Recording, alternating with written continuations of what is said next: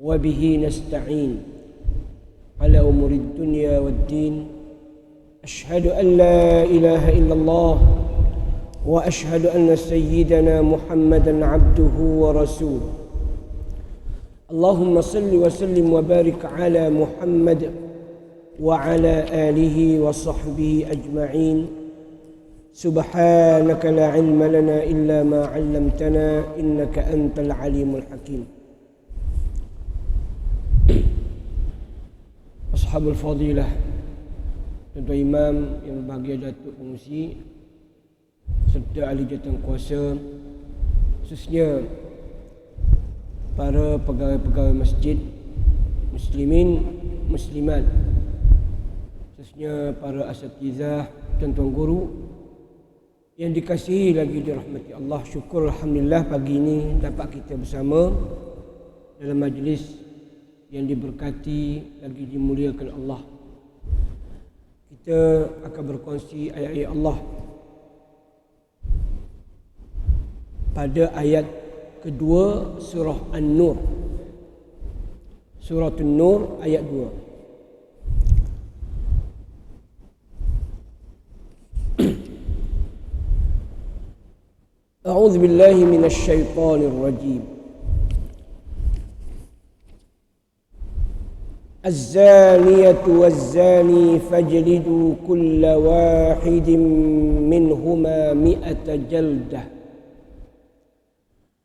ولا تأخذكم بهما رأفة في دين الله إن كنتم تؤمنون بالله واليوم الآخر وليشهد عذابهما طائفة من المؤمنين. الزاني لا ينكح إلا زانية أو مشرك. الزاني لا ينكح إلا زانية أو مشركة والزانية لا ينكحها إلا زان أو مشرك وحرم ذلك على المؤمنين. صدق الله العظيم. Maksudnya,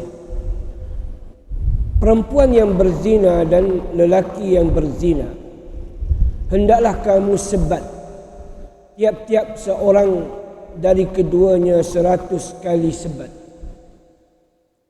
Dan janganlah kamu dipengaruhi oleh perasaan belas kasihan terhadap kedua dalam menjalankan hukum Allah. Jika benar kamu beriman kepada Allah dan hari akhirat, dan hendaklah disaksikan hukuman siksa yang dikenakan kepada mereka itu oleh sekumpulan dari orang-orang yang beriman. Lelaki yang berzina lazimnya tidak ingin berkahwin melainkan dengan perempuan yang berzina atau perempuan musyrik. Dan perempuan yang berzina itu pula lazimnya tidak ingin berkahwin melainkan dengan lelaki yang berzina atau lelaki musyrik. Dan perkahwinan yang demikian itu terlarang kepada orang-orang yang beriman.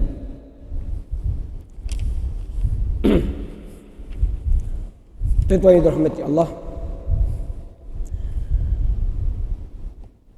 ayat ini menjelaskan tentang hukum ataupun hudud zina.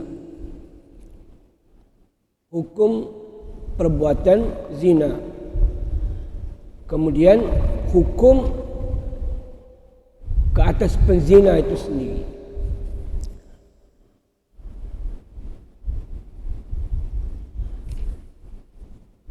Az-zaniyatu waz-zani.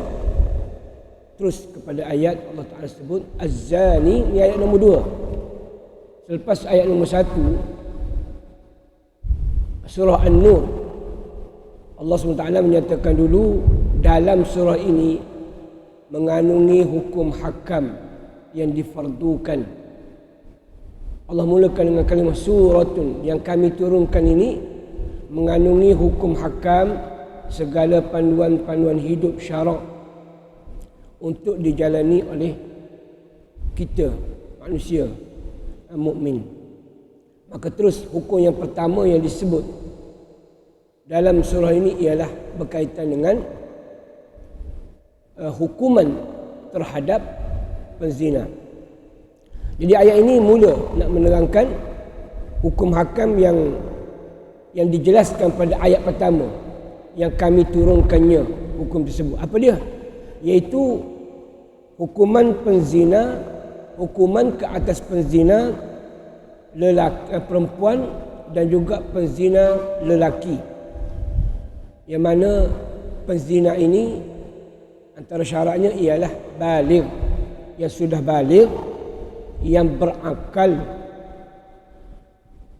dan kedua-duanya kalau perempuan anak dara, yang lelaki kita kata bujang lah bahasa sini, bujang, yang belum merasai perkahwinan yang sah, yang belum merasai perkahwinan, maka hukumannya dalam ayat ini Tuhan sebut sebatan, disebat 100 kali sebat. 100 kali sebat. Maknanya bilangan 100 itu dikena kali betul-betul 100 kali.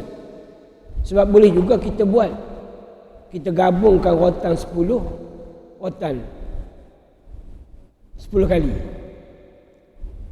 kira 100 juga. Itu dibincang oleh ulama.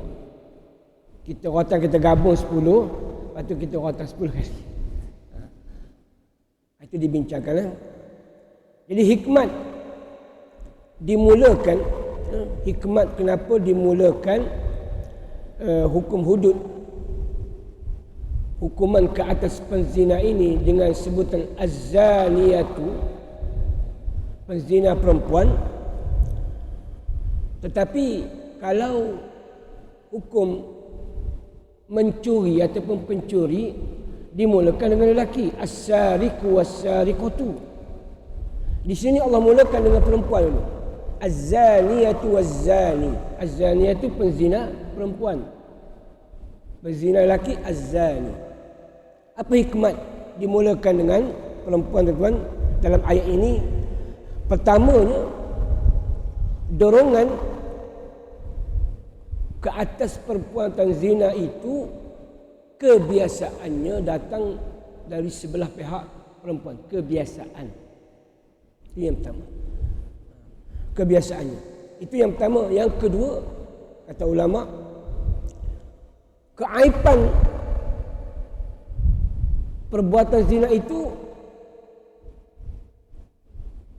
lebihnya kepada perempuan. Lebihnya kepada perempuan. Bila berlaku perbuatan zina, kesannya atas perempuan. Lelaki bila melakukan perbuatan tersebut, kalau yang tak bertanggungjawab, dia lari lah. Lari. Maka kesan mungkin perempuan itu akan mengandung dan sebagainya, ia tinggal kepada perempuan. Hak lelaki tak mana-mana pergi. Itu yang kedua. Itu ditekankan penzina perempuan untuk ambil perhatian. Ditekankan benda ni kan. Itu yang kedua. Dan kesannya juga berterusan kepada perempuan juga. Kesan itu berterusan.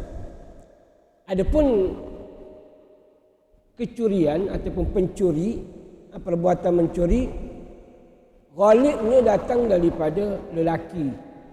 Biasanya orang lelaki lah. Sebab apa? Orang lelaki lebih berani mencuri daripada perempuan. Dia lebih berani. Dan perbuatan mencuri ini, dia punya bahayanya, ya, kalau datang daripada lelaki. Dia apabila pencuri lelaki ni, kalau dia terpaksa, lagi bahaya kan. Dia boleh lawan balik, dia menggunakan alat-alat yang senjata lah, lebih bahaya. Maka dimulakan dalam hudud curi, dimulakan dengan lelaki. Boleh nampak antara hikmat. Ini bukan cerita bias, tidak. Bias kepada perempuan ke tidak. Tetapi untuk mengingatkan kita akan bahayanya perbuatan zina ini. Terutamanya diingatkan kepada anak-anak perempuan. Ya. Dari segi zahir ayat. Zahir ayat ini bahawa hukuman had zina ataupun hudud zina ini secara mutlaknya disebut 100 kali rotan. Tetapi sabit dalam hadis yang mutawatir, dia ada beza antara penzina itu yang dah berkahwin dengan yang belum berkahwin. Kalau ayat ini disebut umum penzina, tak kira lah yang berkahwin ke yang dah berkahwin, umum, zahir. Tetapi dalam hadis mutawatir, dia ada beza. Adapun hudud bagi mereka yang sudah berkahwin, ya, maka hukumannya kita tahu, hukumannya rejam dengan batu sehingga mati. Sabit dengan sunnah qauliyah dan fi'liyah. Qauliyah Nabi sebut, fi'liyah dilaksanakan oleh zaman Nabi sendiri. Hadis sabit daripada Al-Imam Bukhari dan Muslim daripada Ibnu Mas'ud radhiyallahu anhu anin Nabi sallallahu alaihi wasallam qala, daripada Nabi sallallahu alaihi wasallam bersabda, la yahillu damu mri'in muslim illa bi ihda thalath. Tidak halal darah seseorang muslim melainkan dengan 3 perkara. Halal darah maknanya boleh dibunuh. 3 perkara.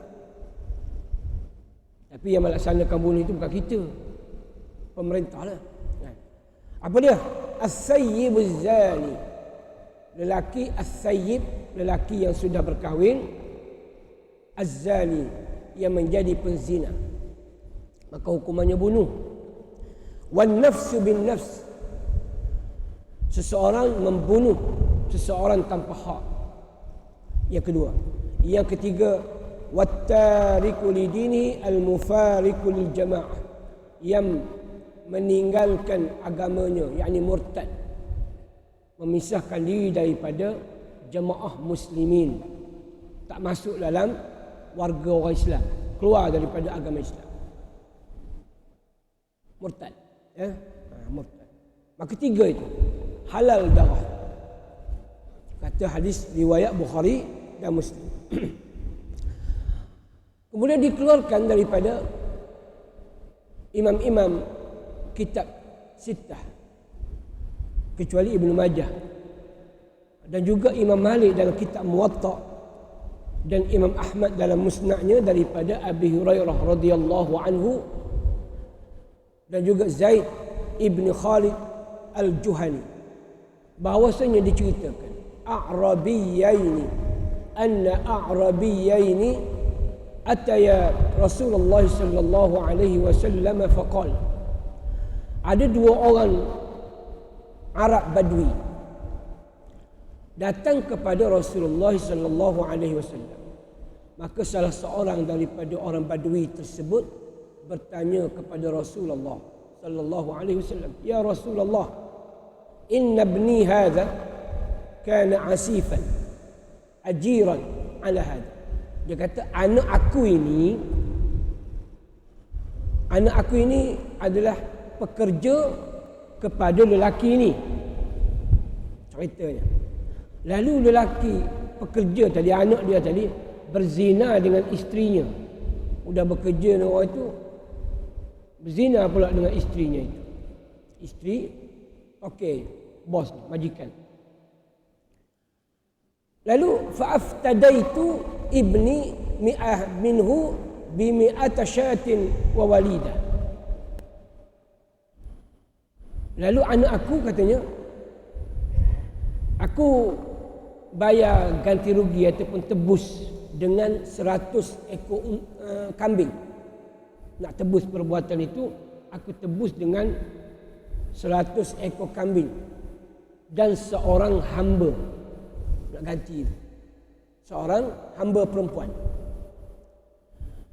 Lalu aku bertanya pakar-pakar lah, ahli ilmu. Aku bertanya orang-orang yang ada ilmu di kalangan masyarakat aku. Lalu mereka beritahu kepada aku, anna ala ibni jilda mi'ata wa taghrib am. Kata sahabat-sahabat yang alim mengatakan, ya, beritahu kepada aku, ke atas anakmu ni, ke atas anak aku kena rotan 100 kali rotan dan buan negeri setahun. Itu kata para sahabat. Dan kepada perempuan, isteri kepada majikannya itu hendaklah direjam sampai mati. Maka Rasulullah sallallahu alaihi wasallam menjawab. Dia kata, wallazi nafsi biyadi, demi jiwaku di tangannya, la aqdiyanna bainakuma bi kitabillahi ta'ala. Aku akan memutuskan hukuman berdasarkan kitab Allah. Al-walidah wal ghanam rudda alaika. Adapun hamba perempuan tadi dan juga kambing dipulangkan kepada engkau semula. Tadi kamu gunakan untuk tebusan, dipulangkan. Ke atas anakmu ini 100 kali rotan dan dibuang negeri setahun. Manakala ya, yang perempuan tadi, kepada perempuan, sekiranya dia mengakui perbuatan tersebut, maka hendaklah direjamnya. Lalu pergi salah seorang daripada sahabat ataupun wakil pergi kepada perempuan tersebut, lalu bertanya, dan dia mengaku melakukan perbuatan tersebut. Fa'tarafatha. Ya? Lalu dia mengaku, lalu Rasulullah merejamnya. Sahabat-sahabatlah, farajamaha. Ini hadis sabit dengan hadis mutawatir. Ya? Dan diriwayatkan juga sekumpulan sahabat dari dalam kitab sahih, hadis-hadis sahih dan lain-lainnya. Jadi peristiwa tersebut dinakalkan secara mutawatir. Satu lagi peristiwa dinakalkan secara mutawatir, seorang sahabat yang bernama Ma'iz bin Malik al-Aslami. Ma'iz ni mengaku berzina, telah melakukan perbuatan zina. Dia mengaku di hadapan Rasulullah sallallahu alaihi wasallam. Dan ketika itu Rasulullah berada dalam masjid. Dia mengaku sebanyak 4 kali. Sebanyak 4 kali.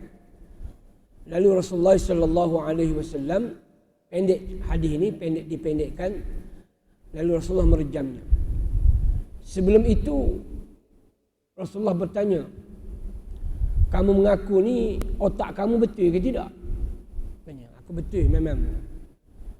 Rasulullah tanya lagi, macam mana perbuatan zina itu dilakukan?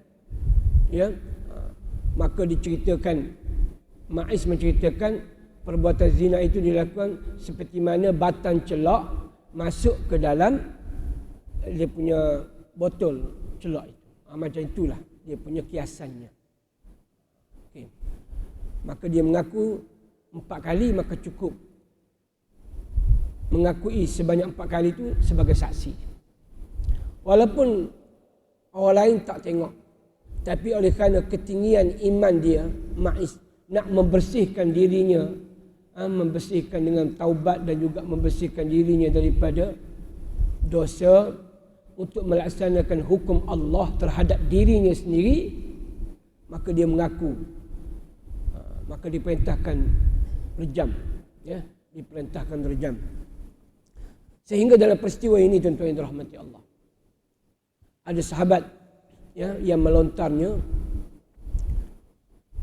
dengan, selain daripada melontarnya dengan batu, dilontarkan dengan kata-kata kutukan,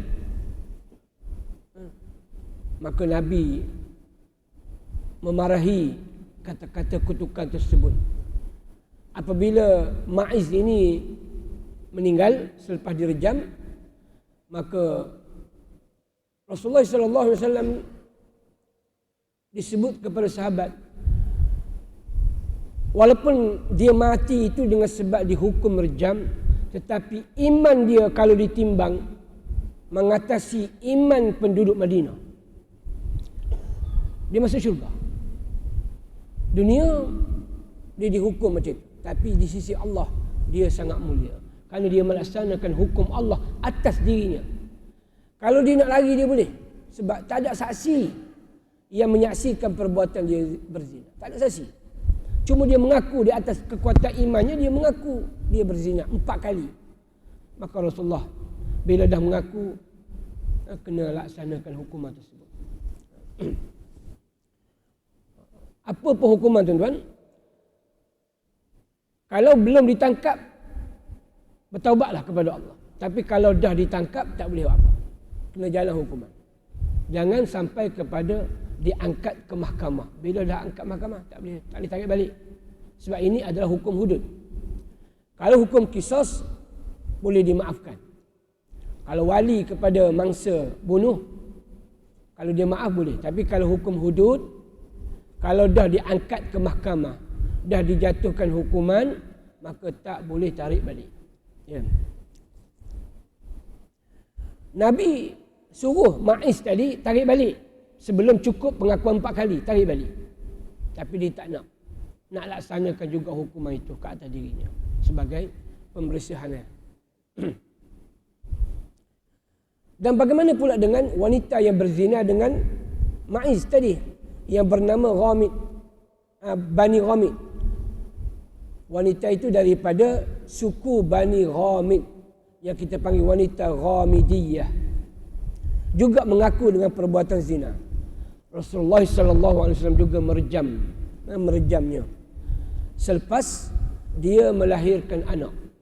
Wanita itu mengandung. Dari peristiwa ini dia mengandung, maka Rasulullah SAW suruh dia balik dulu, mengandung dulu 9 bulan. Bila bersalin, perempuan itu Al-Ghamidiyah datang balik, bawa bayinya. Bawa bayi. Rasulullah kata, kamu balik dulu, susukan anak itu sampai 2 tahun. Bayangkan kaki sini, ditangguh-tangguhkan itu sampai 2 tahun. Selepas anak itu besar umur 2 tahun, lalu dibawa lagi kepada Rasulullah. Anak aku dah besar, laksanakan hukuman rejam itu atas aku. Dia panggil anak itu bagi makan. Dah boleh makan sendiri. Maka masih lagi Rasulullah bagi peluang untuk dia tarik balik. Sebelum dijatuhkan hukuman, tarik balik. Walhalnya 9 bulan dengan 2 tahun menyusu anak tu, dah bagi peluang untuk lari boleh. Tapi itulah peristiwa contoh kepada 2 orang sahabat ini, lelaki dan perempuan, yang menegakkan hukum Allah di atas perbuatan zina itu. Benda dah lepas, tapi taubat itu yang diwajibkan, dan dia rasa tak lepas kalau tak dilaksanakan hukuman. Dia sendiri itu rasa macam itu. Maka dilaksanalah hukuman rejam kedua-duanya sampai mati.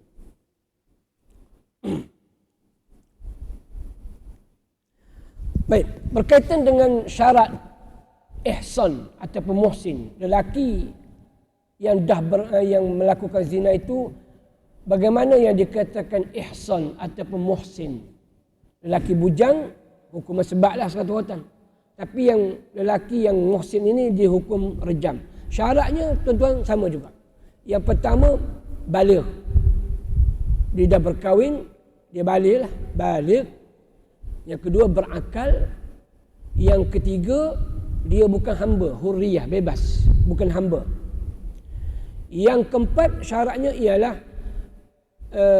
perbuatan zina itu dilakukan ketika mana dia dianggap sudah berkahwin yang sah. Dia sudah berkahwin, sudah akad kahwin dan pernah menyentuh ataupun bersetubuh dengan isterinya itu. Lepas itu dia melakukan zina dengan orang lain lah. Itu syarat dia. Merasai perkahwinan yang sah, berakad dan bersetubuh. Itu dianggap muhsin. Dan disyaratkan juga di sisi Abu Hanifah dan Imam Malik, syarat dia yang kelima ialah Islam. Maka tidak direjam lelaki ataupun perempuan yang kafir zimmi, orang Yahudi ataupun Nasrani yang membayar jizyah kepada pemerintah Islam dalam kerajaan Islam. Dia bayar jizyah, namanya kafir zimmi. Maka kafir zimmi tidak dilaksanakan hukum rejam. Syarat yang kelima ialah Islam. Tetapi syarat Islam ini ditolak oleh sebahagian ulama yang lain kerana Nabi SAW pernah merejam 2 orang Yahudi. Kerana hukuman rejam ini ada dalam kitab Taurat. Maka dilaksanakan hukum mengikut apa yang diturunkan dalam kitab Taurat. Itu hukuman kepada lelaki yang muhsin ataupun perempuan yang muhsinah. Adapun yang tidak muhsin, iaitu yang kalau lelaki bujang, maka hanya disebat 100 kali rotan. Dan digabungkan dengan hukuman yang kedua, iaitu dibuang negeri. Setahun. Maknanya nak menghilangkan perasaan malu itu, maka hukumannya diletak dibuang daerah ataupun luar negeri. Istilah kita sini buang daerah. Yalah, buang daerah. Jauhlah. Maknanya orang kampung pun tak nampak. Dia pun tak boleh balik. Contohnya kan. Tapi kalau buang negeri luar ni, kalau buang KL, hujung minggu dia balik. Tak boleh. Tak tahulah macam mana hukuman sekarang. Jadi benda itu mengikut keputusan ulama semasa lah. Setengah hukuman contohnya dalam bab hirabah. Dalam bab hirabah itu yang kes orang yang melakukan kerja rompak tengah jalan. Jadi 3 hukuman. Kalau rompak itu bersenjata dan melakukan pembunuhan, orang itu dia kena hukum bunuh dan dipalang salib. Disalibkanlah.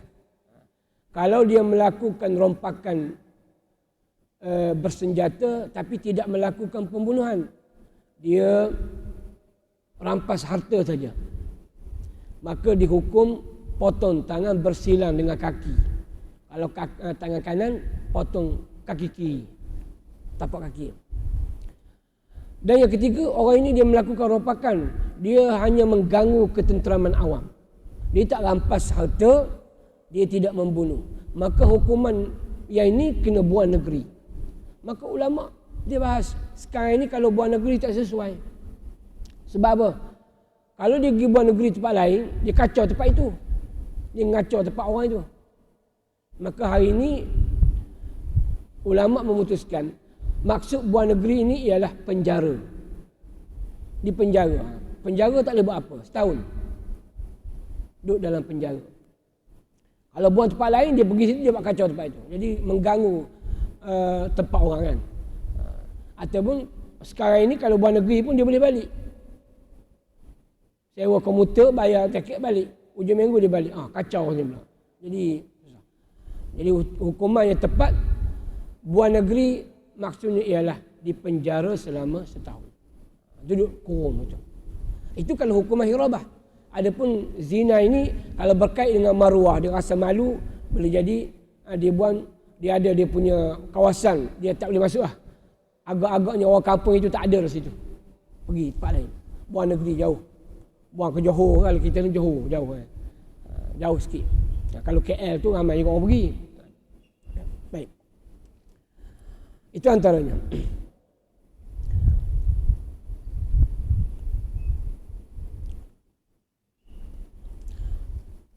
Baik, dalam menjalani hukuman rejam hukuman zina ini, maka Tuhan kata ayat itu wala ta'khudhukum bihima ra'fatun fi dinillah. Maka janganlah kamu dipengaruhi oleh perasaan belas kasihan. Belas kasihan terhadap keduanya dalam menjalankan hukum Allah, hukum agama Allah. Wala ta'khudh bihima ra'fah. Perkataan ra'fah artinya kesian, simpati, jangan ada. Sehingga ada itu kita ada dengan maksud kesian sehingga meninggalkan hukuman tersebut. Kesianlah, tak payahlah rotan sakit dia sampai kita tinggalkan hukuman. Jangan. Hati kita memang kesian. Tengok dia kena rotan dan sebagainya, kesian anak aku kena rotan kan. Contohnya. Kesian itu sifat kemanusiaan, tapi bukan membawa kepada hukuman itu tidak dilaksanakan. Itu maksud jangan kamu rasa kesian. Tak boleh kita menidakkan ataupun tidak menjalankan hudud Allah itu. Wajib kita iltizam dengan nas yang disebut sebat 100 rotang. Dan kita kena rasa cemburu terhadap kehormatan ataupun cemburu terhadap batas-batas hukum Allah apabila perbuatan haram itu dilanggar. Kita kena rasa cemburu. Rasa cemburu bila batas-batas perkara-perkara haram manusia langgar. Kena ada rasa itu. Bahkan berkaitan dengan hukuman hudud ini, Nabi SAW bersabda dalam riwayat Aisyah. Aisyah berkata, "Wallazi nafsi biyadi." Nabi kata, "Demi jiwaku di tangannya, lau anna Fatimah bintu Muhammadin saraqat laqata'tu yadaha." Demi Allah, Nabi kata, demi Allah jiwaku di tangannya. Kalaulah Fatimah bintu Muhammad, anak perempuan Muhammad, sarakat mencuri, nescaya aku akan potong tangannya. Itu ketegasan yang Nabi sebut. Anak Nabi, walaupun tak mungkin sekali anak Nabi itu mencuri, tapi Nabi kata begitu sebagai penegasan, bukan pilih kasih dalam soal hudud.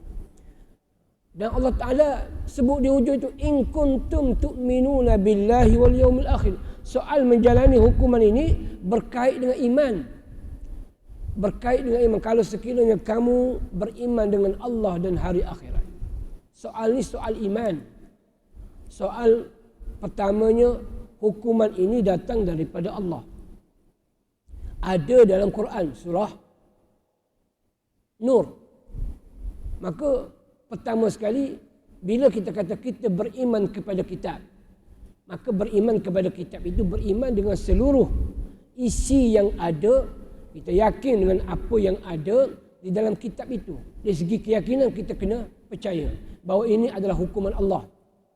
Hukuman Allah adalah terbaik. Cuma kalau tak melaksanakan, artinya darjah iman itu kuranglah, tak sejati. Tak betul-betul beriman. Beriman tapi kurang. Kita hari ini memang hukuman tersebut tidak dijalankan di negara kita, tidak dijalankan di tempat kita. Belum lagi dilaksanakan. Mungkin satu masa hukuman ini akan dilaksanakan. Tapi kita yakin tak benda itu hukum Allah? Kita percaya tak? Kita percaya. Dari segi keimanan, akidah, kita yakin. Jangan menafikan. Kalau kita menafikan bahawa hukuman ini tak ada, mana ada hukuman sebat? Menafikan itu kita menafikan Quran. Maka itu terkeluar kita daripada iman, murtad kalau kita menafikan. Kita tak menafikan, cuma tidak melaksanakan. Maka kesempurnaan iman itu yang dipertikaikan sajalah. Jadi ayat ini menunjukkan in kuntum tu'minuna billah, artinya mengisyaratkan bahawa laksanakanlah hudud ke atas orang yang melakukan perbuatan zina. Dan tegas pukulan tersebut dilakukan dengan tegas. Bukan manja-manja, tapi dengan syarat dia lah. disebut rotan itu macam mana, itu dibincangkan dalam kitab fiqh lah. Rotan besar mana, panjang mana, cara nak angkat macam mana, iaitu dibincangkan di sana. Cara melaksanakan itu tak disebutlah sini pendetailannya. Tapi pukul dengan tegas, tapi pukul yang tidak mencederakan. Bukan macam mana yang tuan-tuan tengok sebat, hukuman sebat dalam penjara hari ini, bukan itu. Iaitu sekali sebat tanggal kulit, bukan kulit saja, dengan daging-daging tanggal. Itu bukan sebat yang digambarkan. Iaitu yang orang takut tu, dia ingat apa itu sebat, habis 2 rotan cukup mati ya. Tanggal kulit, bukan macam itu sebat. Rotan dia lebih kurang besar kelikinnya ataupun jari telunjuk, itu je besarnya kan. Mungkin dia punya ukurannya 1 meter. Itu saja rotan. Tak. Rotan itu pun tak terangkat lah. Tak terangkat kita punya tangan ketiak ni kan. Hanya begitu je.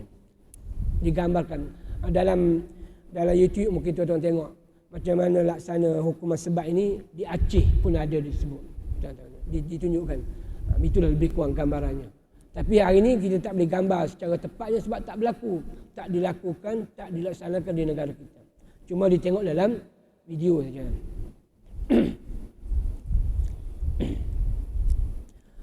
Jadi perbuatan tersebut sekiranya kamu beriman dengan Allah, yakin dengan Allah dan hari akhirat, bahawa di akhirat besok kita yakin akan berlakunya hisab dan adanya balasan di sisi Allah. Kalau kamu takut itu, kamu yakin dengan itu, maka kamu akan laksanakan hukuman ini. Ayat ini juga adalah sebagai galakan untuk dan juga tegas supaya hukuman ini dipraktikkan, dilaksanakan hudud Allah. Sebutan hari akhirat mengingatkan kita orang mukmin, di sana ada seksa, ya, ada seksa Allah lagi berat. Maka tak perlu untuk kita rasa simpati melaksanakan hukuman tersebut di dunia ini. Di sana lagi dahsyat. Maka lepaskanlah, bersihkanlah dosa tersebut atas dunia lagi. Sebelum naik matahari sebelah barat, sebelum nyawa tercabut daripada badan, maka bersihkanlah daripada dosa dengan bertaubat. Ya. Itu tujuannya disebut sekiranya kamu beriman dengan Allah dan hari akhirat. Itu yang kedua. Cara melaksanakan itu dengan tegas. Yang ketiga, dalam ayat ini disebut wal yashhad azabahuma ta'ifatun minal mu'minin, dan hendaklah disaksikan hukuman seksa yang dikenakan kepada mereka itu oleh sekumpulan dari orang-orang yang beriman. Ketika dilaksanakan hukuman tersebut, mesti dilaksanakan secara terang-terangan, disaksikan oleh sekumpulan orang mukmin. Tak semesti semua, tak semesti dibuat di stadium, tidak semua 50,000 boleh muat tengok orang kena sebat, tak. Cukuplah sekumpulan orang mukmin, dilakukan di tempat yang terang, bukan dalam bilik seorang-seorang, tidak. Bukan dalam bilik dia dengan tukang sebat, tak. Disaksikan oleh sekumpulan. Cuma akan dibincangkan dalam kitab fiqh lah, berapa orang yang dikatakan sekumpulan itu. Cukup dengan 3, cukup dengan 4, tengok berapa, 10 orang, 100 orang. Tujuannya untuk menambahkan lagi tekanan, menambahkan lagi rasa perbuatan itu adalah perbuatan yang bersalah. Kena buat di hadapan orang ramai. Cukup untuk merasakan kepada si pelaku itu rasa malu, rasa bersalah, sedar, untuk menyedarkan dan mencegah, kita panggil tangkil, cegahan, mencegah perbuatan itu dilaksanakan lagi kemudian. Sekali itu je. Bahkan bukan kepada pelaku itu saja, hukuman tersebut akan menjadi pencegah kepada orang lain. Hari ini bila berlaku zina dibayar, mungkin hukuman tersebut dibayar 3,000 ataupun 5,000 ikut keputusan hakim. Mungkin orang itu dia tak buat dah. Dia kena hukuman itu tindakan disiplin macam-macam lah, bila kena penjara kena. Tetapi orang lain masih lagi melakukan. Tak terhenti perbuatan tersebut. Maka hukuman Allah ini untuk memberhentikan ke atas pelaku dan juga kepada orang lain. Itulah hikmahnya kan. Maka dilaksanakan depan orang ramai, supaya benda itu lebih berjaya, lebih mencegah ataupun menjadi perbuatan itu dianggap perbuatan tercela. Kalau tidak, budak-budak generasi akan datang tak tahu perbuatan itu buruk, keji. Sebab itu hari ini agak bebas juga generasi hari ini melakukan perbuatan zina ini. Mudah saja. Sangat mudah. Sampai kepada peringkat sekolah. Peringkat sekolah kalau tak dijaga betul-betul habis peringkat sekolah. Janganlah kita anak-anak begitu juga kan. Kalau anak-anak rajin pergi sekolah pun nak kena tanya juga mengapa rajin benar sampai ke petang duduk sekolah pun kena tanya juga. Kalau pergi awal sangat sekolah pun bahaya juga. Macam-macam boleh jadi. Bukan kata zaman dulu, zaman sekarang ni. Zaman sekarang ini. Kalau sekolah itu besar lagi lah. Banyak pokok-pokok. Kadang-kadang belakang pokok itu pun boleh jadi. Sementara masuk kelas itu boleh berlaku perbuatan zina. Di kalangan anak-anak sekolah. Pernah berlaku. Apatah lagi dalam bilik-bilik yang tinggi-tinggi atas. Guru disiplin pun tak larang anak naik. Dia duduk atas. Tingkat 3, tingkat 4. Orang lain dah balik, dia ada lagi 2. Pun jadi juga. Di sekolah. Bahaya. Jadi, kita hari ini lebih suka kalau anak-anak kita hantar ke sekolah, kita ambil. Jangan dibiarkan mereka balik sendiri. Susah kalau kita tak dapat nak kawal. Kita tak boleh nak kawal hari ini. Jagalah anak-anak. Terutamanya perempuan, lelaki pun baik. Lelaki pun sama. Dia bawa anak orang. Bukan anak orang lain, anak-anak kawan-kawan kita sama-sama sini pun bahaya kan. Sama-sama ya. Nak jaga. Okey tuan-tuan. Jadi kena saksikan. Jadi sedikit lagi sebagai penutup, yang kata Taifah dalam ayat ini Allah Taala sebut perkataan Taifah. Jadi Taifah ini paling sikit seorang. Katanya Taifah juga 2 pun dianggap sebagai Taifah, 2 orang pun boleh. Dan paling banyak 3. 3 ke atas. Ada kata 4 ke atas. Jadi mengambil kepada hukuman saksi. Bilangannya 4. Bilangannya 4. Untuk menjalankan hukuman zina ataupun untuk menetapkan bahawa hukuman itu sah dilakukan, maka kena ada 4 orang saksi. Maka ulama mengambil situ. Yang dikatakan Taifah ni sekumpulan 4 orang.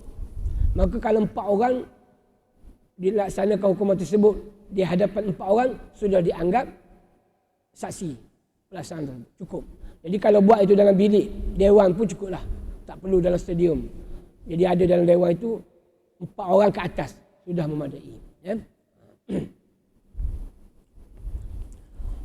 Tuan-tuan yang dirahmati Allah, masa kita tidak mengizinkan, cuma nak sabit hukuman zina ini dia ada 3 syarat. Sebagai penutup, 3 syarat. Pertama, yang paling banyak berlaku dalam sejarah ialah ikrar, mengaku. Mengaku perbuatan tersebut dilakukan oleh pelaku penzina tersebut, mengaku semasa dia Islam. Itu yang pertama, mengaku. Dia panggil ikrar ataupun iktiraf. Yang kedua, zina ini boleh disabitkan dengan saksi, keterangan, bukti dan saksi. Saksi orang, saksi hidup 4. Yang disaksikan oleh lelaki adil, juga Islam yang melihat perbuatan zina itu disaksikan. Dilihat dengan mata betul-betul, bukan dengan CCTV, bukan dengan video dah. Dia nak dengan CCTV, wallahualam. Itu kena bincang dalam fatwa semasa. Saya pun tak sempat nak CCTV boleh pakai ke tak? CCTV. Ya. CCTV ni dia sama-sama, tak apa nampak je lah mana. Jadi nak kena tengok betul-betul, nak cari 4 orang susah. Kan? Jadi kalau tak cukup 4 orang saksi, tutup lelaki tu, jangan dibawa ke mahkamah. Kalau tidak, ya tukang yang tukar report itu kena. Itu macam tu kan. Yang kedua. Jadi yang ketiga yang boleh menjadi sabit ialah dengan mengandungnya perempuan itu.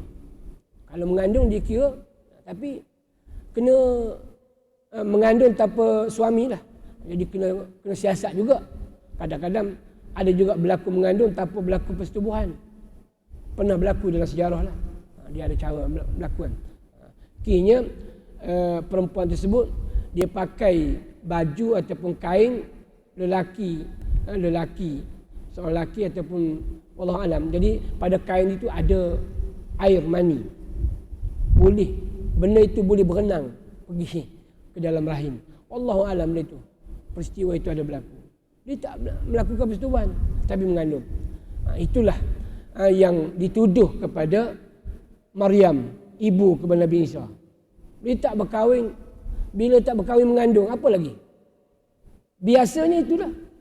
Tapi itu satu dalam sejarah manusia berlaku. Ya? Jadi untuk ayat pertama tuan-tuan, sekadar itu untuk pagi ini, mudah-mudahan sedikit yang kita dengar ini dapat kefahamanlah kepada kita dan menambah keimanan kita insya-Allah. Jadi saya tangguhkan ayat seterusnya pada pertemuan akan datang. Mudah-mudahan kita dipanjangkan umur insya-Allah. Subhanakallahumma wa bihamdika asyhadu an la ilaha illa anta astaghfiruka wa atubu ilaik. Allahumma ij'alna minal ladzina yastami'una al-qawla fayattabi'una ahsanah. Subhanallah wa bihamdihi 'adada khalqihi wa ridha nafsihi wa zinata 'arshihi wa midada kalimatihi. Wa sallallahu ala sayyidina Muhammadin wa ala alihi wa sahbihi wasallam. Walhamdulillahirabbil